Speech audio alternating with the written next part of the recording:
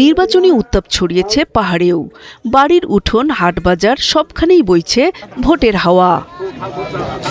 তবে বান্দরবানের নারী ভোটাররা তাদের নির্বাচনী ভাবনায় স্পষ্ট করেছেন পরিবর্তনের কথা। তারা বলছেন, নারীর নিরাপত্তা, মানসম্মত শিক্ষা, সহজলভ্য স্বাস্থ্যসেবা, শিল্পায়ন ও কর্মসংস্থানের পাশাপাশি সকল জাতিসত্তার ভাষা ও কৃষ্টি সংস্কৃতি রক্ষা নিশ্চিত করতে হবে। শিক্ষা, কর্মসংস্থান, সংস্কৃতি এবং জীবনমান উন্নয়নে কাজ করবেন এমন ব্যক্তিকে আমি ভোট দিব। আমরা পিছিয়ে পড়া জনগোষ্ঠী, তো এখানে শিক্ষার ব্যবস্থা তেমন ভালো না। আমাদের যেন বাইরে গিয়ে বিশ্ববিদ্যালয়ে পড়তে না হয়। এসব দাবি সামনে রেখে সরব হয়ে উঠেছেন পাহাড়ি নারীরা। কেবল প্রতিশ্রুতি নয়, বাস্তব উন্নয়ন চান তারা।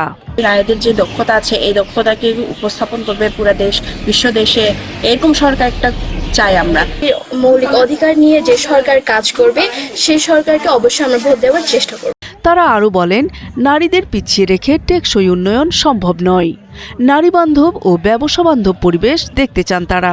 আমরা আমাদের মনের মতন করে আমরা যেন বিজনেসটা করতে পারি, এবং আমরা যদি বিজনেসটা আরও বেশি প্রসার করতে পারি, তাহলে আমরাও আমাদের কর্মসংস্থান, যেমন বেকার যারা আছে তাদেরকে আমরা কর্মসংস্থান ব্যবস্থা করে দিতে পারবো।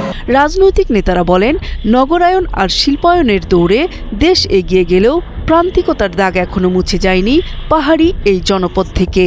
একদিকে ভাষা, একদিকে ধর্ম, আর একদিকে শিক্ষা, পাশাপাশি আয়ের উৎস আপনাদেরকে সবচেয়ে বেশি গুরুত্ব দিতে হবে। বান্দরবানে নারী ভোটার রয়েছে 1,53,647 জন।